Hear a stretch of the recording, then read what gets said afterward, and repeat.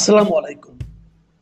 প্রিয় দর্শক, আমরা এর মধ্যে জানি যে বাংলাদেশের আওয়ামী লীগ এবং তার নেতাদের রাজনৈতিক কার্যক্রমকে নিষিদ্ধ ঘোষণা করা হয়েছে এবং এই নিষিদ্ধ ঘোষণার মাধ্যমে আওয়ামী লীগের পক্ষে কেউ কোনো প্রচারণা চালাতে পারবেন না। আওয়ামী লীগ অথবা তার কোনো অঙ্গ সংগঠন দেশে কোনো ধরনের রাজনৈতিক কার্যক্রম পরিচালনা করতে পারবে না।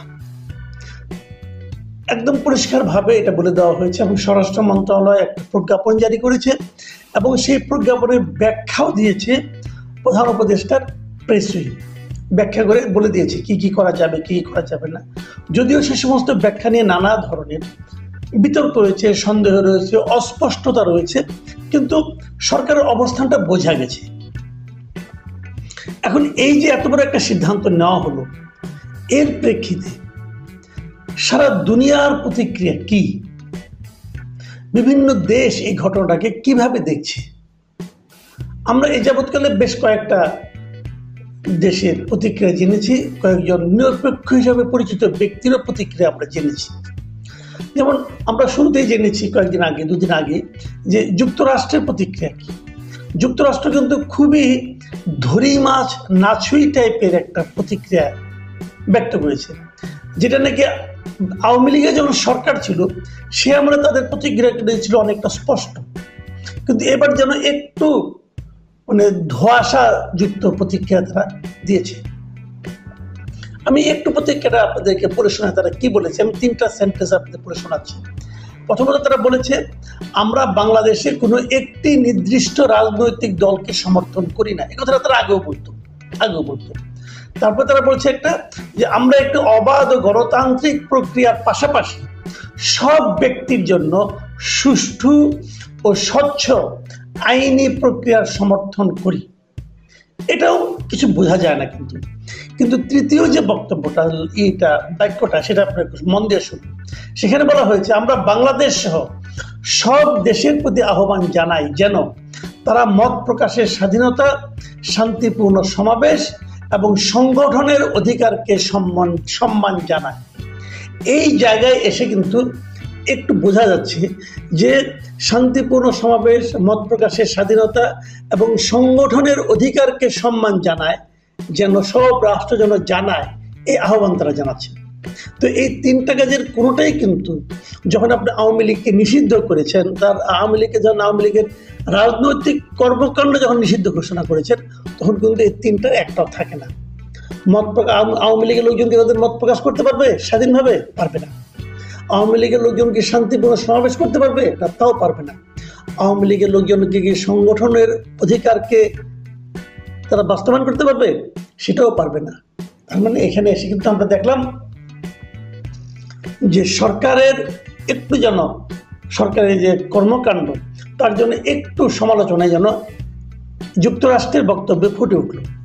আর ভারত উদ্বেগ প্রকাশ করেছে। ভারত তো তাই করবে, আমরা যা ভেবেছিলাম তাই করবে। এবং ভারত কি বলেছে সেটাও শুনুন, কারণ ভারত আমাদের প্রতিবেশী, শক্তিশালী দেশ এবং যুক্তরাষ্ট্রের খুব মিত্র দেশ। কাজে ভারতের বক্তব্যকে আপনি যতটাই বলেন না কেন, এটা খুব প্রেডিক্টেবল বক্তব্য, কিন্তু এই বক্তব্যকে আপনি ইগনোর করতে পারবেন না। ভারত কি বলেছে? ভারত বলেছে যে কোনো উপযুক্ত পদ্ধতি অনুসরণ না করে আওয়ামী লীগের উপর নিষেধাজ্ঞা আরোপ একটি উদ্বেগজনক ঘটনা।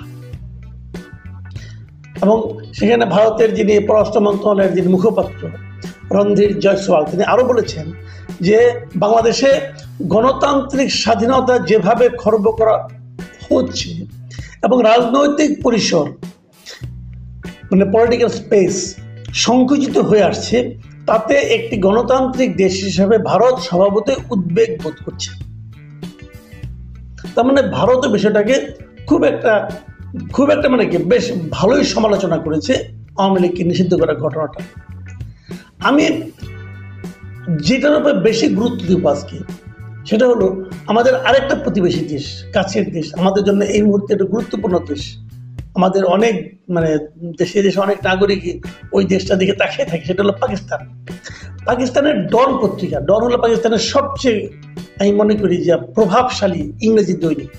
সে ডন পত্রিকার ওদের সম্পাদকীয়তে বাংলাদেশ সম্পর্কে কি বলেছে এই নিষেধাজ্ঞার ব্যাপারটা নিয়ে, এবং তারা সেই সম্পাদকীয় শিরোনাম করেছে ক্রস রোডে বাংলাদেশ। মানে বাংলাদেশ এখন একটা ক্রস রোডে আছে, মানে ডানে বামে সামনে পেছনে সব দিকে যেতে পারে। এবং সেখানে তারা খুবই গুরুত্বের সঙ্গে যে কথাগুলি বলেছে, আমি আপনাদের এগুলো পড়ে শোনানোর লোভ সামলাতে পারছি না। আমি আপনাকে মানে মোটামুটি একটা সরল বাংলা বলছি। ডনের সম্পাদকীয়তে বলা হয়েছে, সাম্প্রতিক ঘটনাবলী প্রতিশ্রুত নির্বাচনের বিশ্বাসযোগ্যতার উপর ছায়া ফেলেছে। আওয়ামী লীগের নিবন্ধন স্থগিত ও নির্বাচনে দলটির অংশগ্রহণ স্থগিত করার সিদ্ধান্ত উদ্বেগজনক। তারা আরেক জায়গায় লিখেছেন যে সাবেক প্রধানমন্ত্রী শেখ হাসিনা ও তার দলের বিরুদ্ধে অভিযোগ কতটা গুরুতর সেটা কোনো ব্যাপার নয়, কিন্তু বিশ্বাসযোগ্য নির্বাচন অংশগ্রহণমূলক হওয়ার দাবি রাখে। তার মানে হাসিনার ব্যাপারে কতটুকু অভিযোগ আছে সেটা কতটা গুরুতর এটা ইম্পর্টেন্ট না। ইম্পর্টেন্ট হলো আপনি যদি একটা বিশ্বাসযোগ্য নির্বাচন করতে চান তাহলে সেই নির্বাচনটা অংশগ্রহণমূলক, মানে যেটাকে আমরা বলি পার্টিসিপেটরি, অংশগ্রহণমূলক নির্বাচন, এটা জরুরি। কিন্তু যদি আপনি আওয়ামী লীগকে বাদ দেন তাহলে অংশগ্রহণমূলক হবে কি হবে? হতে তো পারবে না। এই কথাটা কিন্তু ডন পত্রিকার সম্পাদকীয়তে বলা হয়েছে। ডনের সম্পাদকীয়তে আরো বলা হয়েছে যে আওয়ামী লীগ সম্পর্কে বলা হয়েছে যে এই দলটা মানে রাজনৈতিক দৃশ্যপট থেকে আওয়ামী লীগকে মুছে ফেলা যাবে না। এর বিশাল সমর্থন সহ রাজনৈতিক বাস্তবতা রয়েছে। মাথায় রাখুন, রাজনৈতিক বাস্তবতা রয়েছে।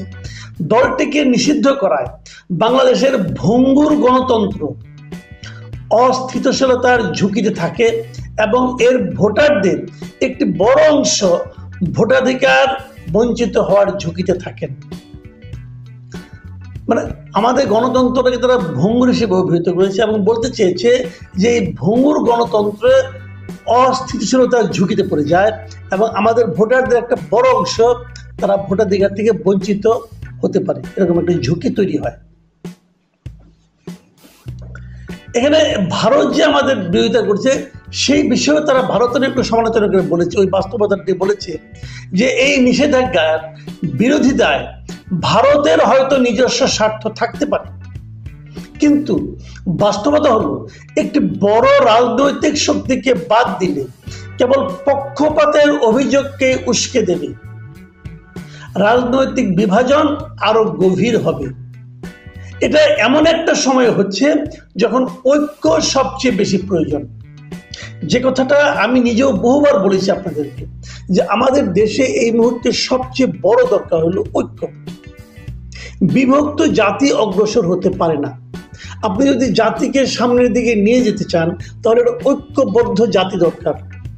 ডন তার সম্পাদকীয়তে এই কথাটাই বলেছে যে এই সময়ে বাংলাদেশের জন্য সবচেয়ে বড় প্রয়োজন হলো ঐক্য, এবং সেই ঐক্যটাকে ক্ষতিগ্রস্ত করার মতো একটা বাস্তবতা এই নিষেধাজ্ঞার মাধ্যমে তৈরি হয়েছে। আরেকটা জায়গায় ডন বলেছে, ডনের এই সম্পাদকীয়তে বলা হয়েছে যে অন্তর্বর্তী সরকারকে অবশ্যই স্মরণ রাখতে হবে যে তাদের প্রাথমিক দায়িত্ব হলো একটি শান্তিপূর্ণ ও বৈধ উপায়ে ক্ষমতা হস্তান্তর তদারক করা।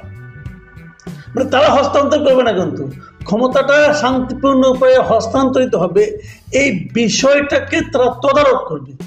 অর্থ হচ্ছে যে তারা একটা নির্বাচন অনুষ্ঠান করবে, যে নির্বাচনে সকলের অংশগ্রহণমূলক হবে, সেটা যে নির্বাচনে সবাই ভোট দিতে পারবে এবং সেই নির্বাচনের মাধ্যমে উঠে আসবে জনগণ কাকে চায়। ডনের সম্পাদকীয়তে বলা হয়েছে যে কিন্তু ব্যালটের পরিবর্তে যদি রাজনৈতিক বিরোধিতার সমাধান করা হয় নিষিদ্ধ করার মাধ্যমে, তাহলে সেই লক্ষ্য অর্জিত হবে না। মানে যে কাজটি সরকার করেছে, একটা দলকে নিষিদ্ধ করার দিকে যাচ্ছে এবং এটা তারা করছে কি আবার রাজনৈতিক বিরোধিতার সমাধানের জন্য এটা তারা করছে। এটা যদি সরকার করে তাহলে ওই যে গণতন্ত্রের যে একটা শান্তিপূর্ণ হস্তান্তর ব্যবস্থা, সেই লক্ষ্য কিন্তু অর্জিত হবে না। ডনের এই সম্পাদকীয়র শেষ প্যাটার্ন পড়তে চাই।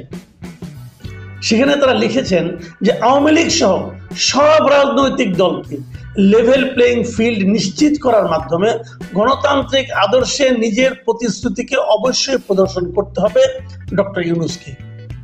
নির্বাচনের জন্য একটি স্পষ্ট সময়সূচি নির্ধারণ ও রাজনৈতিক দলের অংশগ্রহণ নিশ্চিত করা শুধু পরবর্তী সরকারের বৈধতাকে শক্তিশালী করবে না, বরং মাথায় রাখবেন, বরং সামরিক হস্তক্ষেপের বিপদ এড়াতেও সাহায্য করবে। কোনো কোর্ট বা রাজনৈতিক ডিক্রি নয়, বাংলাদেশের ভবিষ্যৎ অবশ্যই ব্যালটের মাধ্যমে নির্ধারণ করতে হতে হবে। ডনের এই সম্পাদকীয় হয়তো বলবেন পাকিস্তানি একটা পত্রিকা কি আসে যায়, কিচ্ছু যায় আসে না, আবার অনেক কিছু যায় আসে। বুঝতে হবে যে আমাদের একটা নির্দিষ্ট দলে, আমাদের দেশেরই একটা নির্দিষ্ট অংশ যারা নাকি যাদের দাবির প্রেক্ষিতে আওয়ামী লীগকে নিষিদ্ধ করা হলো এবং সরকার সেটা আগ্রহের সঙ্গে করলেন, এরা ছাড়া সারা দুনিয়ার আর কেউ কিন্তু সরকারের পদক্ষেপকে এখন পর্যন্ত সমর্থন করেনি। এই সরকার কতটুকু গ্রহণযোগ্য হচ্ছে সারা দুনিয়ার কাছে তার এটাও কিন্তু একটা মাপকাঠি। প্রিয় দর্শক, এই প্রসঙ্গে আরো আলোচনা হবে, আগামীতে আপনারা পেতে থাকবেন। আপাতত এখন এ পর্যন্তই।